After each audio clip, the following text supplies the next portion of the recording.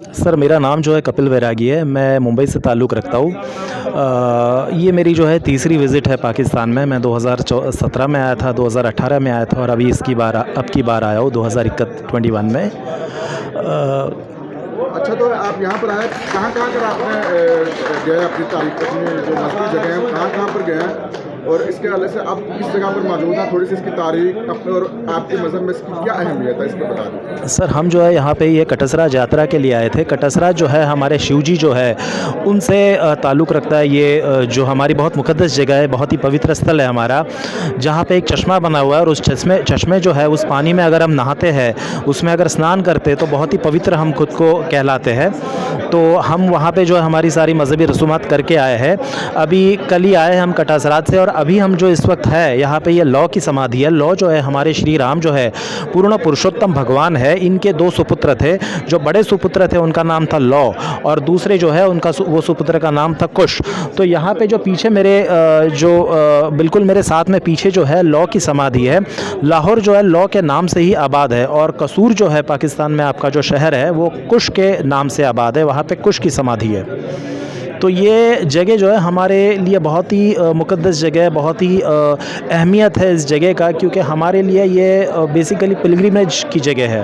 ये जो पाकिस्तान की जो भूमि है, ये जो धरती है, ये जो ज़मीन है पाकिस्तान की, ये हमारे लिए जो है ये बिल्कुल ही स्वर्ग है। स्वर्ग मतलब जन्नत, जन्नत मतलब हेवन। अभी आप पूछो क्यों हमारे लिए जन्नत है। इसका रीज़न ये है कि हमारे जितनी भी मुक़द्दस जगह, हमारे जितने भी धार्मिक स्थल है, हमारे जितने भी तीर्थ क्षेत्र है जहाँ पे हम पिलग्रिमेज के लिए जाते हैं, जो हमारे लिए हिस्टोरिकल और रिलीजियस इंपॉर्टेंट सिग्निफिकेंस रखता है, वो सारे यहाँ पे है। हमारे पास जो सबसे प्रहलादपुरी मंदिर है जो मुल्तान में, ये हमारे लिए एक बहुत बड़ा रिलीजियस सिग्निफिकेंस का सेंटर है। उसके बाद में कटसराज है, हिंगलज माता मंदिर है, शारदा शक्तिपीठ है, करतारपुर है, लौ की समाधि है जहाँ पे मैं अभी इस समय मौजूद हूँ मेरे पीछे। उसके अलावा कसूर में जो है कुश की समाधि है, श्री राम के जो छोटे सुपुत्र थे।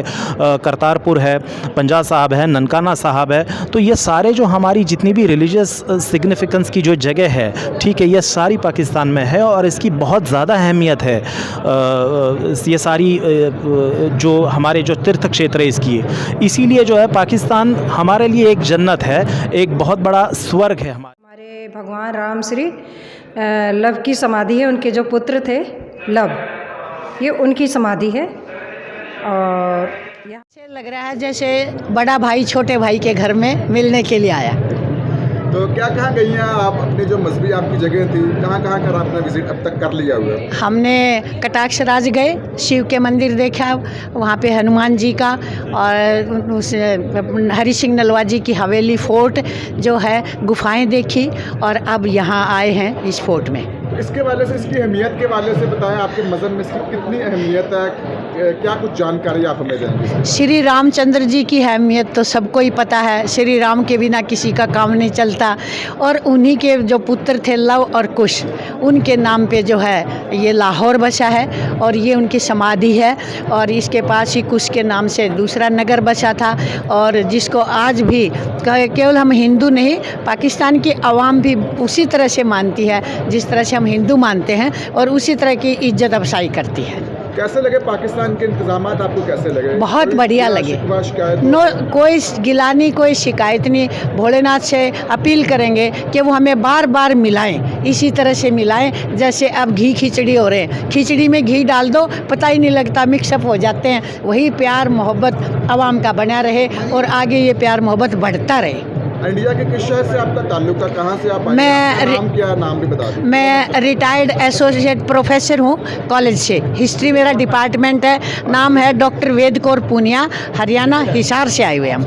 क्या करते हैं आप? हाउसवाइफ हैं कि जॉब शॉप की तरफ? रिटायर्ड प्रोफेसर हूँ मैं। प्रोफेसर हैं हिस्ट्री के? हिस्ट्री के। माशाल्लाह माशाल्लाह। हाँ सर, हाँ, बहुत बहुत शुक्रिया। वो आपका बहुत बहुत शुक्रिया।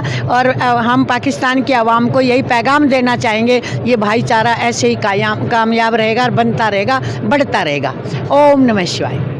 ये बहुत ही पावन और धाम है। ये हमारे हिंदुओं के मार्फत और सनातन धर्म के लिए ये बहुत ही पावन पवित्र धाम है, जिसका नाम लौ महाराज जी का प्रयाण स्थल है जहाँ से भगवान अपने वैकुंठ धाम को गए हैं। जो रामचंद्र जी के पुत्र हैं उनके नाम से ये लाहौर बसा हुआ लौ महाराज जी का ये अंतिम जो यात्रा हुई या अंतिम संस्कार जिसको हम बोल सकते हैं, यहीं से वो परम धाम को गए थे। इसलिए इस स्थान का बड़ा ही महत्व है, बड़ा ही दिव्य है ये स्थान। लौ महाराज जी की जय हो जी। 17 तारीख को हमारी यहाँ बॉर्डर क्रॉस हुई है, मैं यहाँ आई हूँ और बहुत अच्छा लग रहा है।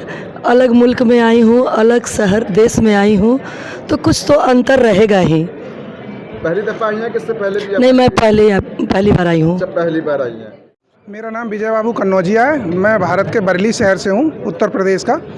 और हम लोग 17 तारीख को यहाँ पर आ गए थे और आज 21 तारीख है। और इतने दिनों से हम फिर आके पहले दिन लाहौर गुरुद्वारे में रुके थे, डेरा साहिब में। फिर 2 दिन कटासराज रुके हैं और वहाँ पे दर्शन किए हैं हमने।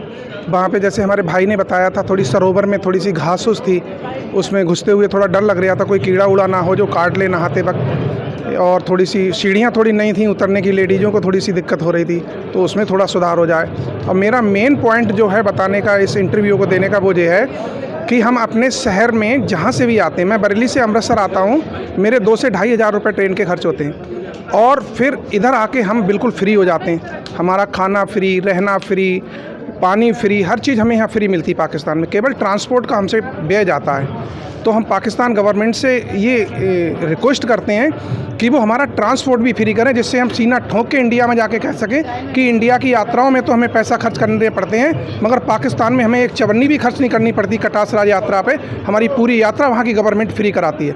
तो ये संदेशा मैं अपना देना चाहता हूँ और पाकिस्तान सरकार से रिक्वेस्ट करता हूँ कि इस पर वो अपने कटासराज जी जो हैं, भगवान शिव की जो पहली पत्नी थी सती जी, उनके अग्नि में उनने अपना शरीर को वो कर दिया था, मतलब समाप्त कर दिया था। तो भगवान शिव के 2 आंसू निकले थे। एक आंसू से कटासराज बना है, दूसरे आंसू से हमारे इंडिया में जो पुष्कर सरोवर है वो बना हुआ है। तो ये महत्व उनका बहुत है। और दूसरा महाभारत की एक घटना है जिसमें युधिष्ठिर 5 भाइयों के साथ यहाँ पे आए थे और वो जल पीने के लिए इसी सरोवर में आए थे। तो यक्ष ने उनसे प्रश्न करे थे, जिससे उनके बाकी 4 भाई एक एक करके, नवल, सहदेव, नकुल, सहदेव, भीम, अर्जुन, सब यहाँ पे अचेत हो गए थे, मतलब मूर्छा में चले गए थे। फिर युधिष्ठिर जी ने उस यक्ष का प्रश्नों के जवाब दिए थे, तो 5 भाइयों को फिर से जन्म हुआ था, दोबारा से उन्हें सही किया था यक्ष ने, मतलब सचेत कर दिया था। तो क्या कीदा आपका जब यहाँ पर आप आते हैं, तो आपका क्या कीदा है, क्या आपको इसके बेनिफिट्स, फ़ायदे वगैरह? अरे भगवान की शक्ति तो अदृश्य है, वो तो उनकी कृपा अदृश्य रूप से बरसती है। हम जब जाएंगे कहीं तो उनकी कृपा हम पे ज़रूर बरसेगी। हम उन्हें दिल से प्यार करेंगे तो वो हमें भी प्यार करेंगे। अच्छा, तो अब आप कहाँ पर आए हैं और इसकी तारीखी अहमियत के बारे में थोड़ा सा बता दें। यहाँ का? हाँ जी, हाँ जी। यहाँ पे हम लब जी की समाधि पे आए हैं, जो हमारे राजा रामचंद्र जी के पुत्र थे, लब जी, उनका यहाँ पे राज तिलक हुआ था और यहीं पे उनकी पीछे समाधि बनी हुई है। उस पर हमने श्रद्धा सुमन अर्पण करें, पुष्प अर्पण करें और हमें बहुत खुशी मिली है यहाँ पे आके।